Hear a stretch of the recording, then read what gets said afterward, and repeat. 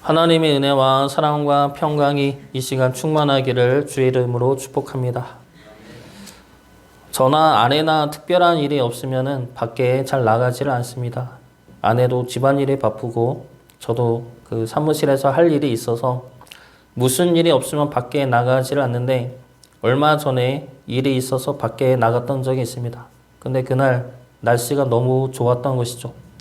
날씨가 좋으니까 기분도 좋아진 겁니다.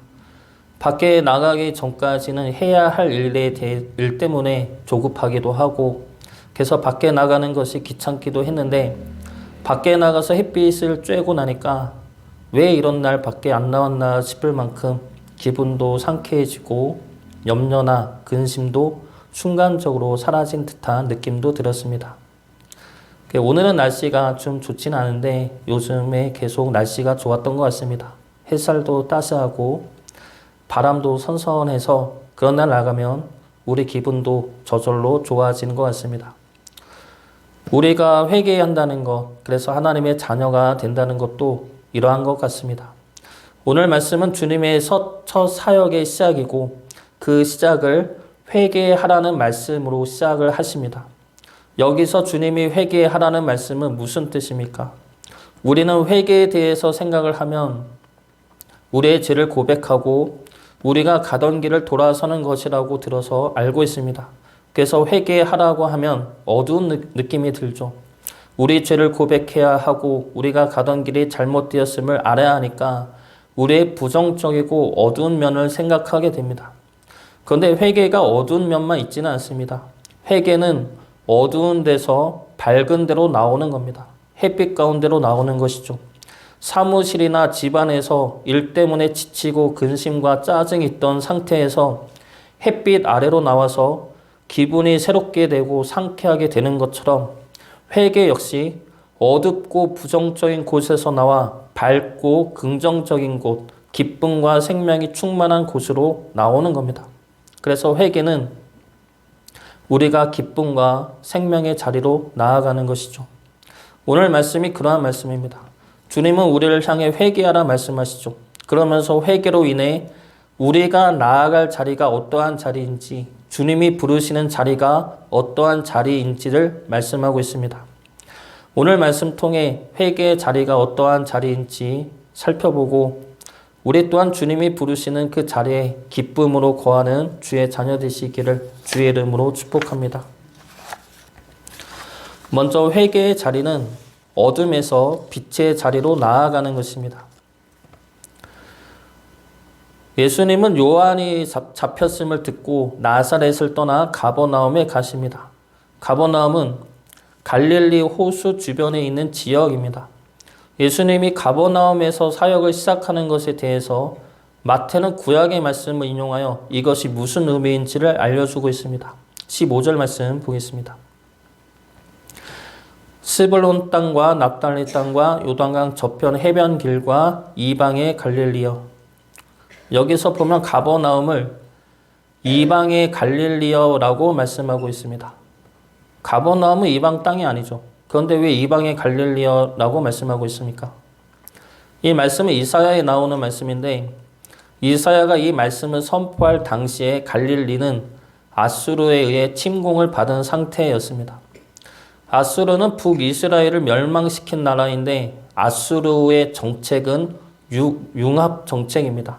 그래서 정복한 그 땅에 자신의 민족들을 이주시켜서 그 땅의 사람들과 강제로 혼인을 시킵니다. 그러면서 하나의 민족으로 자신의 민족으로 만들어 버리는 정책이 아수르의 정책이었습니다.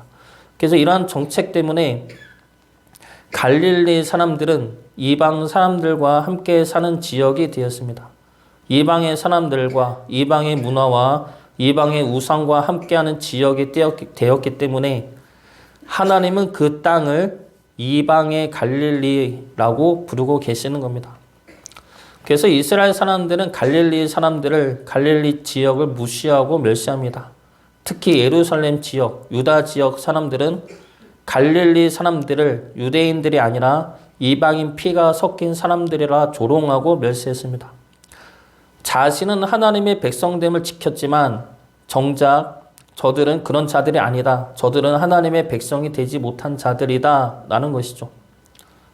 정리하면 이방의 문화와 우상에 종속되고 지배당한 지역이 갈릴리 사람입니다.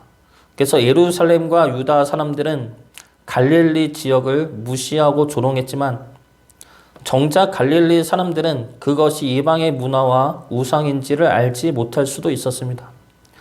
눈이 한쪽밖에 없는 사람들만 모여 살면은 눈이 한쪽밖에 없는 것이 정상이죠.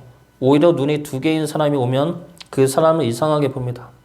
이런 의미로 갈릴리 사람들은 우상에 지배당하며 살지만 그것이 자연스러운 일상이고 문화이고 그것이 잘못된 것임을 모를 수도 있다는 것이죠.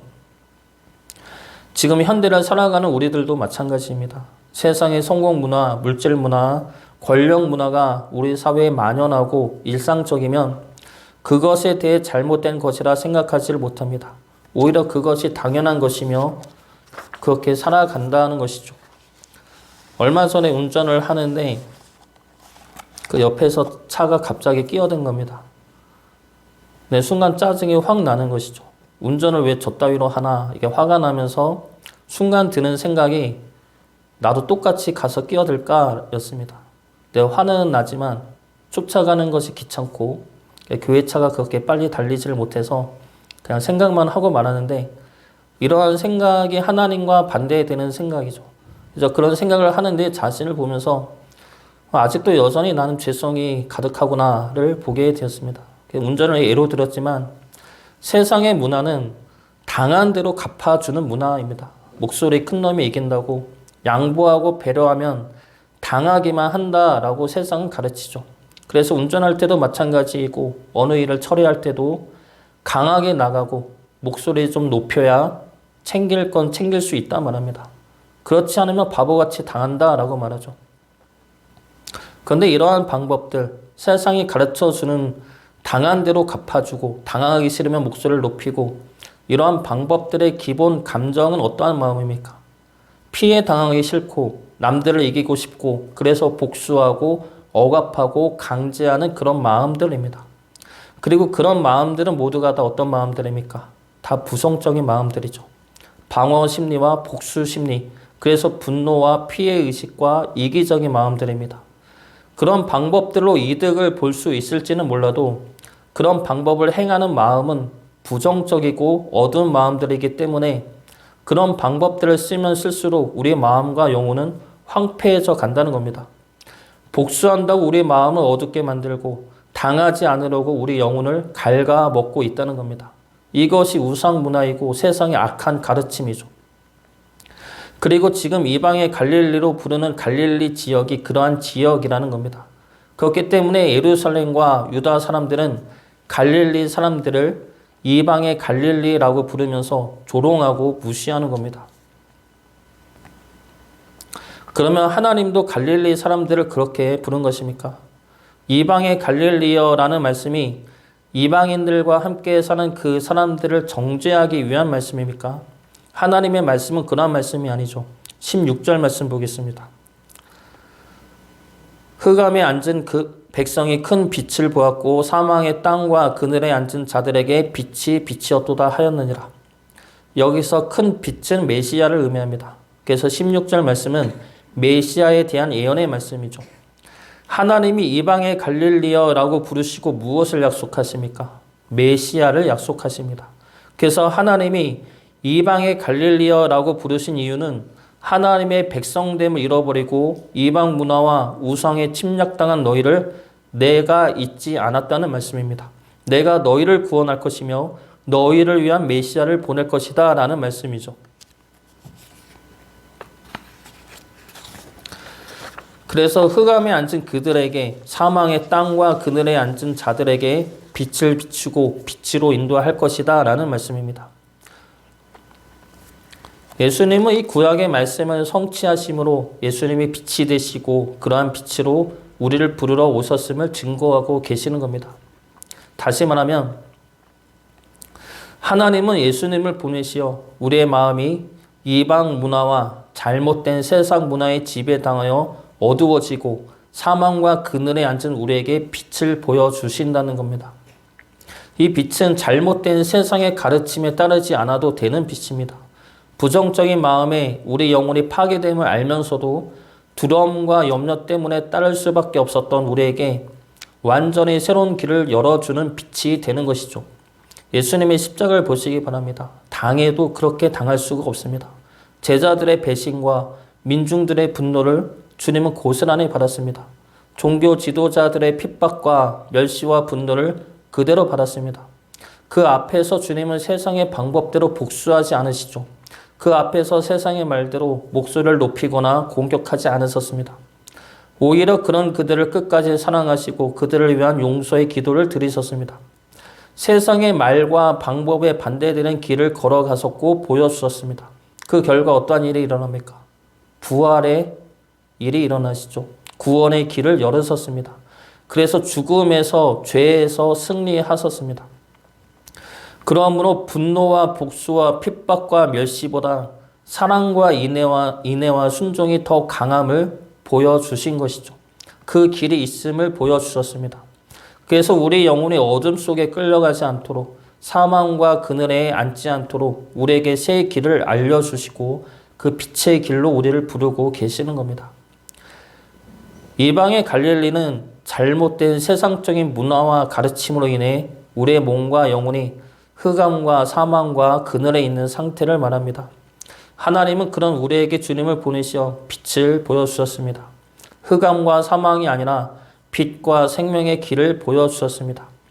우리에게 빛으로 오신 주님을 따라 우리 또한 흑암이 아닌 빛의 길을 걸어가는 주의 자녀 되시기를 주의 이름으로 축복합니다. 두 번째로 회개의 자리는 죄인에서 주의 제자로 나아가는 자리입니다. 18절부터 22절까지의 말씀은 예수님이 제자들을 부르시는 내용의 말씀입니다. 먼저 베드로와 안드레를 부르시고 이어서 야고보와 요한을 부르십니다. 그런데 이들 모두의 직업이 무엇입니까? 어부이죠. 주님은 어부인 이들을 부르면서 내가 너희를 사람을 낚는 어부가 되게 하겠다 말씀하십니다. 19절 말씀 보겠습니다. 말씀하시되 나를 따라오라 내가 너희를 사람을 낚는 어부가 되게 하리라 하시니. 예수님의 제자들은 12명입니다. 12명의 직업은 모두가 어부가 아니죠. 마태복음을 기록한 마태 역시 예수님의 제자이지만 마태의 직업은 어부가 아니라 세리입니다. 그리고 오늘 말씀에 나오는 4명의 제자와 마태를 뺀 나머지 제자들의 직업은 알 수가 없습니다. 그런데 오늘 말씀에서 제자들을 불렀고 그들의 직업 모두가 어부라는 것을 말씀한 것에는 이유가 있습니다. 하나님의 숨겨진 뜻이 있는 말씀이죠. 예레미야 16장 16절과 17절 말씀입니다. 여호와의 말씀이니라 보라 내가 많은 어부를 불러다가 그들을 낚게 하며 그 후에 많은 포수를 불러다가 그들을 모든 산과 모든 언덕과 바위 틈에서 사냥하게 하리니 이는 내 눈이 그들의 행위를 살펴보므로 그들이 내 얼굴 앞에서 숨기지 못하며 그들의 죄악이 내 목전에서 숨겨지지 못함이라. 예레미야의 말씀은 이스라엘을 향한 심판의 말씀입니다. 하나님은 어부를 불러서 그들을 낚게 하시겠다 말씀하십니다. 이 말씀은 어부가 물고기를 낚는 것처럼 이스라엘을 잡아갈 것이라는 말씀이죠. 정확히 말하면 바벨론이 남유다 사람들을 잡아갈 것이란 예언의 말씀이고 심판의 말씀입니다. 그래서 사람 낚는 어부는 심판의 말씀이고 심판을 행하는 자입니다. 그런데 지금 예수님이 어부를 부르면서 내가 너희를 사람을 낚는 어부가 되게 하리라 말씀하십니다.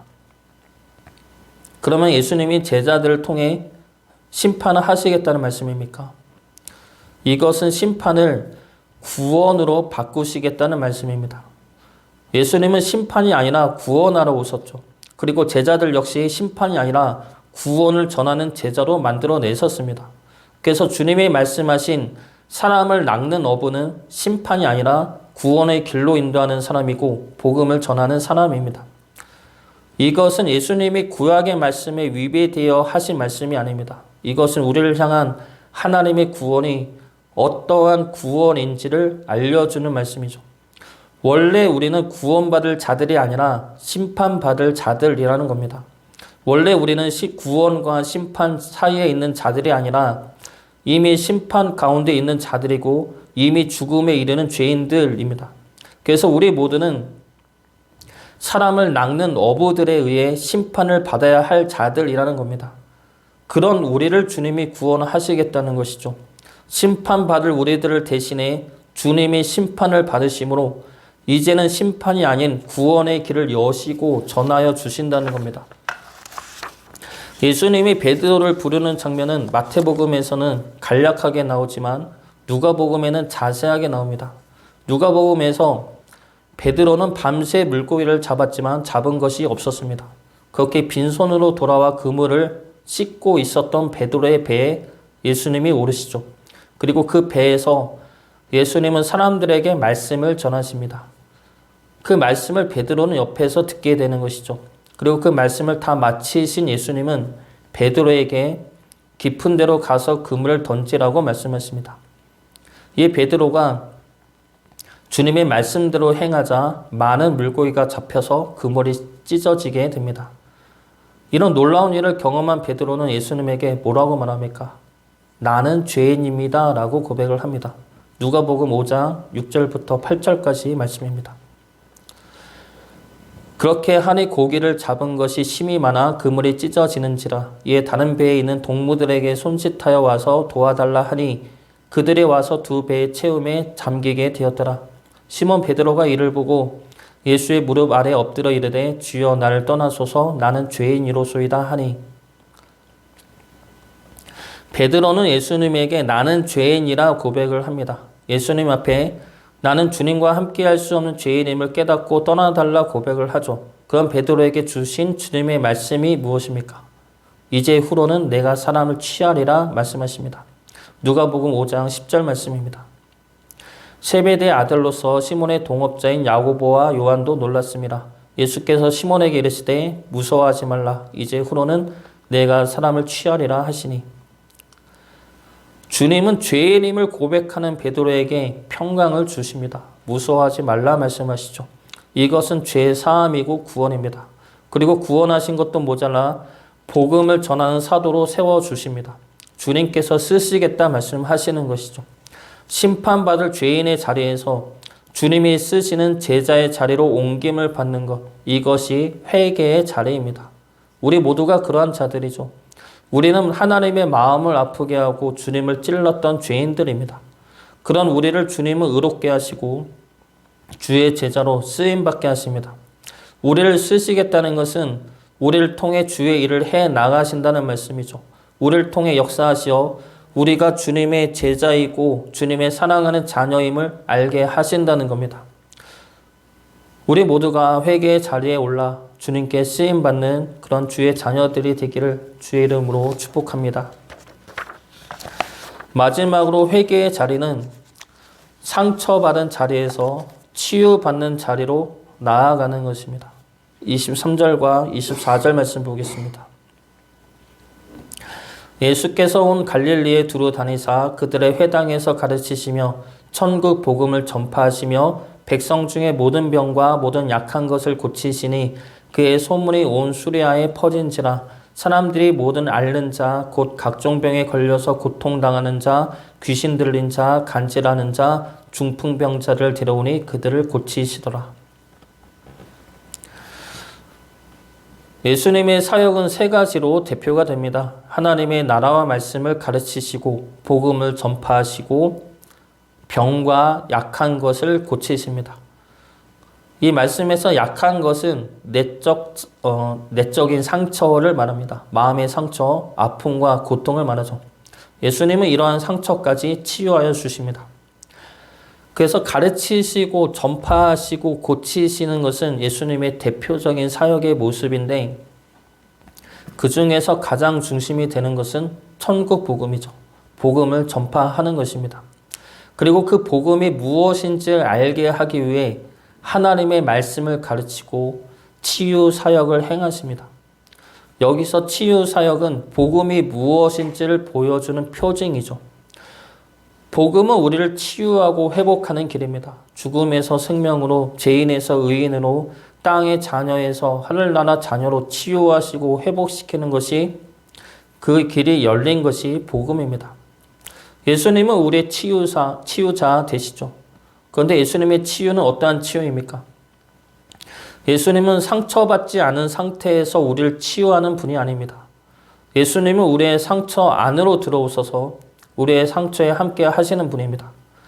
예수님이 지신 십자가에는 우리가 겪을 수 있는 모든 고통과 상처가 다 들어가 있습니다. 죽음에 이르는 육체적인 고통은 물론이고 믿었던 이들에 대한 배신과 사람들의 멸시와 조롱, 억울한 누명과 고통, 그리고 하나님으로부터의 버림받음까지 우리가 겪을 수 있는 모든 고통과 상처가 있는 것이 예수님의 십자가였습니다. 예수님은 그 십자가를 지심으로 우리의 상처와 아픔에 대해 내가 그 상처와 아픔을 안다고 말씀하시는 것이죠. 내가 직접 겪었기 때문에 너의 그 고통과 외로움과 소외감을 안다 말씀하십니다. 그리고 그 상처와 아픔을 내가 치유할 것이라 말씀하시죠. 얼마 전에 제 딸 예림이가 목감기가 걸렸던 적이 있었습니다. 그때 예림이가 목이 아프다고 말을 아예 안 했습니다. 물어도 대답하지를 않는 것이죠. 그래서 순간 화가 나서 얼마나 아프길래 말도 안 하냐, 대답도 안 하냐, 말도 안 할 만큼 아픈 게 어디 있냐 그랬더니 그 옆에서 아내가 말을 해주는 게 말을 안 하는 게 아니라 못 하는 거죠 라고 이렇게 말을 했습니다. 그래서 혼내다 말았는데 제가 볼 때는 너무 엄살 같은 거죠. 얼마나 아프길래 대답도 못 할까. 근데 제가 예림이한테 얼마 있다가 그 감기에 옮았습니다. 알아봤더니 그 예림이가 이해가 가는 것이죠. 말할 때마다 너무 아파서 말을 할 수가 없는 겁니다. 그제서야 예림이가 너무 아팠겠구나. 이렇게 아픈 걸 몰라주고 나는 화를 냈구나 싶어 미안했던 적이 있었습니다. 우리는 우리의 아픔에 대해서는 민감하지만 다른 이의 아픔에 대해서는 둔감할 때가 있습니다. 오히려 엄살 아니냐고, 너무 민감한 거 아니냐고, 다른 이의 아픔과 상처에 대해서는 무감각하게 바라볼 때가 있습니다. 그 이유가 그들의 아픔과 상처를 내가 모르기 때문이죠. 내가 아픈 것은 알지만 그들이 아픈 것은 얼마나 아픈지 모르기 때문입니다. 그러나 다른 이들은 나의 아픔과 상처를 몰라도 주님은 알고 계시죠. 주님은 우리의 아픔과 상처를 똑같이 겪으셨기 때문에 우리의 아픔과 상처를 너무나 잘 아십니다. 그래서 우리의 아픔과 상처에 똑같이 아파하시고 슬퍼하시죠. 그래서 우리를 위로하시고 치유하십니다. 그 아픔과 상처를 이겨낼 수 있도록 때마다 위로와 능력의 말씀을 더하여 주십니다. 얼마 전에 행복을 찾아서라는 영화를 봤습니다. 그 영화에서 성가대가 찬양을 하는 장면이 나오는데 그 찬양의 가사가 이렇습니다. 내 주여 내 앞에 산을 치우지 마시고 그것을 넘어갈 힘을 주소서. 내 앞에 막힌 바위를 치우지 마시고 나를 그 주위로 돌아가게 이끄소서. 내 짐은 너무 무거워 견디기 힘들오나 나는 포기하지 않으니 주께서 약속하시길 기도의 제단 앞에서 나와 만나리라 하셨네. 이 찬양의 가사입니다. 주님이 우리의 아픔과 상처를 아십니다. 그래서 우리와 함께 하시어 우리를 그 아픔과 상처를 이겨내도록 우리를 도우십니다. 우리를 치유하여 주시고 회복시켜 주십니다. 회개의 자리는 상처 입은 우리를 주님이 치유하여 주시는 자리입니다. 아픔 가운데 무너지지 않도록 우리를 세워주시는 자리입니다. 그 자리가 회개의 자리이고 주님이 우리를 위해 부르신 자리입니다. 주님의 위로하심과 치유하심으로 우리 앞에 놓인 산을 넘어갈 수 있기를 그런 힘과 능력이 우리 안에 주어지기를 주의 이름으로 축복합니다. 주님은 회개하라 말씀하십니다. 주님이 부르신 회개의 자리는 흑암의 자리에서 빛으로 나아오는 자리이고 죄인에서 주의 제자로 변화되는 자리이고 우리의 상처가 치유되는 자리입니다. 그렇기 때문에 회개의 자리는 기쁨의 자리이고 감사의 자리입니다. 그리고 생명의 자리이죠. 주님이 부르신 그 회개의 자리에 우리 모두 함께하여 빛 대신 주님을 만나고 주님께 쓰임받고 주님의 위로와 치유가 우리 몸과 영혼에 임할 수 있기를 주의 이름으로 축복합니다.